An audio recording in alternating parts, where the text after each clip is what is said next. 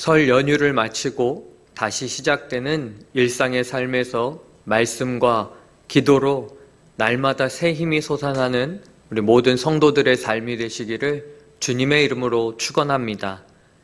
1월 금요 기도회가 오늘 저녁 8시 30분에 본당에서 있습니다. 연휴를 마치며 기도의 자리부터 회복하여 하나님과 더 가까워지시는 2025년이 되시기를 바랍니다. 내일 새벽 기도회는 회집하지 않습니다. 오늘 1년 1독 성경 읽기는 출애굽기 29장부터 31장까지의 말씀입니다.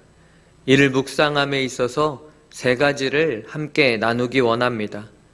첫 번째, 출애굽기 29장에서 하나님께서 이스라엘 자손들을 대표하는 제사장에 대한 직분 위임에 대해 말씀하십니다.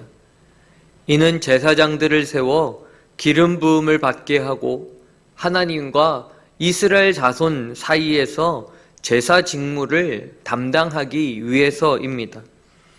특별히 레위 지파는 12지파 사람들과는 달리 생업에 종사하지 않고 전적으로 성막에서 하나님을 섬기며 하나님과 이스라엘 자손들의 만남을 도와주는 일을 담당했습니다. 이스라엘 자손들은 제사장의 도움으로 하나님 앞에 용서받을 수 있는 길이 열리게 된 것입니다. 그런데 여러분, 제사장 직무를 감당하기 위해서는 먼저 제사장 자신들이 성결해야 함을, 그렇게 죄를 속하는 속죄제와 하나님께 대한 헌신과 감사, 충성을 맹세하는 번제와 화목제를 드려야 했음을 기억하시기 바랍니다. 두 번째, 출애굽기 30장에서 하나님께서 분향할 제단에 대해 말씀하셨습니다. 대제사장은 지성소 휘장 앞 분향할 제단에서 아침과 저녁마다 향을 살라야 했습니다.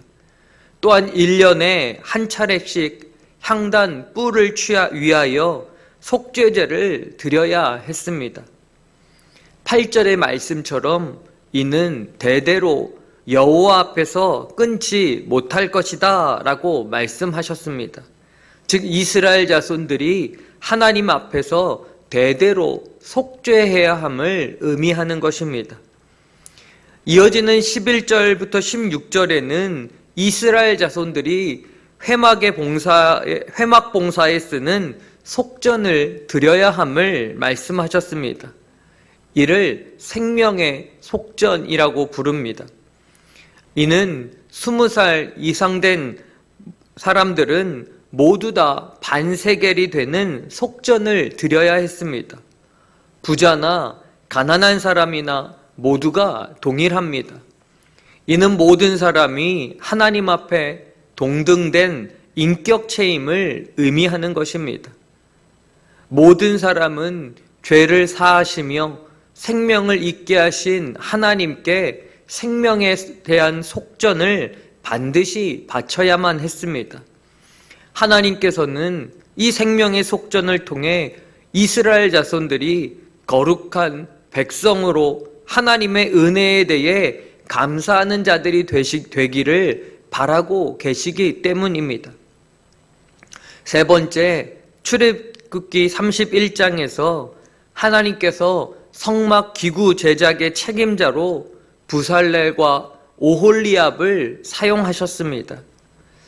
이들을 선택한 이유는 이들이 지혜로운 마음의 소유자였기 때문입니다.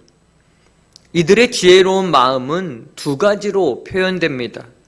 먼저 4절처럼 이들은 연구할 줄 아는 사람들이라는 것입니다.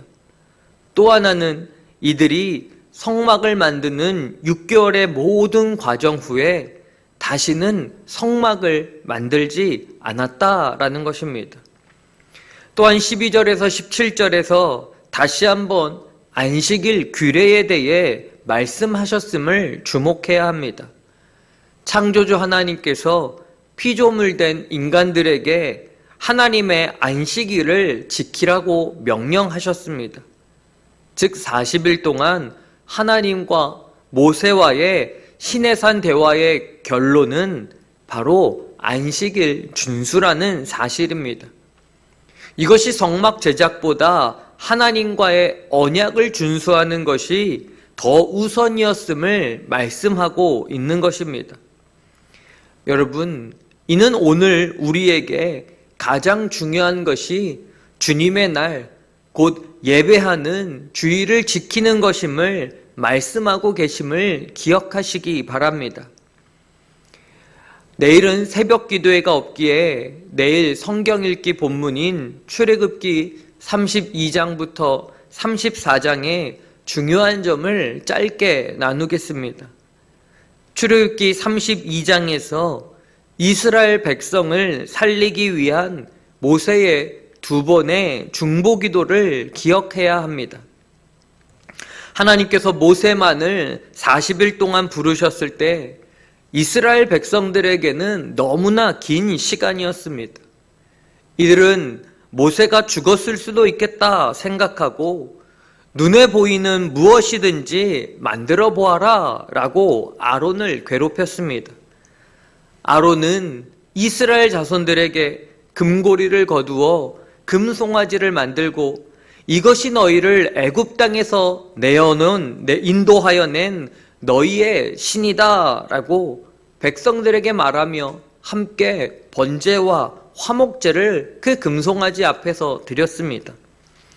9절에 보면 하나님께서 모세에게 이스라엘 자손들이 금송아지 운상을 만든 사실을 말하며 이들은 목이 뻣뻣한 백성이다 라고 화를 내시며 모두 진멸하고 모세 한 사람과 다시 시작하겠다라고 말씀하셨습니다. 이때 모세가 어떻게 했습니까? 곧바로 하나님 앞에 엎드려 1차 중보 기도를 드렸습니다. 모세는 하나님께 뜻을 돌이켜 주시라고 기도를 시작하며 두 가지를 근거해 하나님께 간구하였습니다. 먼저 애굽 사람들이 하나님께 대해 갖는 오해가 더 깊어질 것이라고 애굽 사람들이 하나님을 조롱할까 봐 걱정하였습니다. 둘째는 모세는 과거 하나님께서 아브라함과 이삭과 야곱에게 주셨던 자손에 대한 복, 곧 언약을 기억해달라라고 간구했습니다. 다음날 모세는 또다시 하나님 앞에 꿇어 엎드려 2차 중보 기도를 드립니다. 31절, 32절 말씀입니다. 슬프도소이다. 이 백성이 자기들을 위하여 금신을 만들어 싸우니 큰 죄를 범하였나이다. 그러나 이제 그들의 죄를 사하시옵소서. 그렇지 아니하오면 원하건대 주께서 기록하신 책에서 내 이름을 지워버려 주옵소서. 모세가 자신의 목숨을 내어놓고 하나님께 매달리며 이스라엘 백성들을 용서해달라고 기도했을 때 하나님께서 이 모세의 기도를 들으시고 다시 한번 40일 동안 시내산으로 부르셨습니다. 여러분, 모세는 이렇게 하나님의 뜻을 돌이키게 할 만큼 간절히 기도하는 사람이었습니다. 모세는 하나님께서 이스라엘 백성들을 얼마나 사랑하시는지를, 그리고 그들을 진멸하고 싶으신 것이 아니라 진심으로 용서하고 싶어 하신다는 것을 알았습니다. 하나님께서 하나님의 마음을 대신하여 모세가 기도하고 있는 것을 아셨기에 모세의 간구를 들으시고 이스라엘 백성들을 살려주신 것입니다. 출애굽기 34장에 보면 하나님께서는 모세에게 십계명 돌판을 다시 만들라라고 지시하셨습니다. 이는 언약 관계가 다시 회복되었음을 의미하는 것입니다. 그리고 모세를 향하여 자신을 자비롭고 은혜롭고 노하기를 더디하고 인자와 진실이 많은 하나님이시다라고 소개하셨습니다. 이렇게 두 번에 걸친 모세의 목숨을 내어놓은 중보기도로 말미암아 하나님과 이스라엘 백성들의 언약이 회복되어 제사장 나라 거룩한 백성으로 약속의 땅 가나안을 향한 여정이 다시 시작하게 된 것입니다. 사랑하는 여러분, 하나님과 이스라엘 백성들 사이에 제사장 나라 거룩한 백성의 언약이 체결된 후 하나님께서 모세를 40일 동안 시내산 위로 부르셨습니다. 하나님의 거룩한 백성으로 살아갈 방법을 말씀해 주시고 이를 친히 십계명 두 돌판에 새겨주시기 위함입니다. 그런데 시내산 아래에서는 이 하나님과의 언약을 잊은 채 금송아지 우상을 만들며 거룩한 백성의 지위를 잃어버리는 모습을 대비하여 우리에게 보여주십니다. 오늘 본문의 말씀에 저와 여러분의 삶을 조명해 보시기 바랍니다. 우리 역시 예수 그리스도의 십자가로 언약을 체결했음에도 이 땅에서 하나님의 백성된 삶을 잃어버리고 금송아지 우상을 만들며 그것을 섬기고 살아가고 있지는 않은지 말입니다.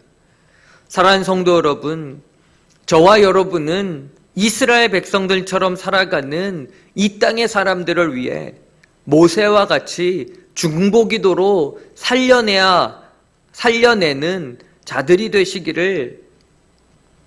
사랑하는 성도 여러분, 저와 여러분은 이스라엘 백성들처럼 이 땅을 살아가는 이 사람들을 위해 모세와 같이 중보기도로 살려내는 자들이 되시기를 간절히 바랍니다.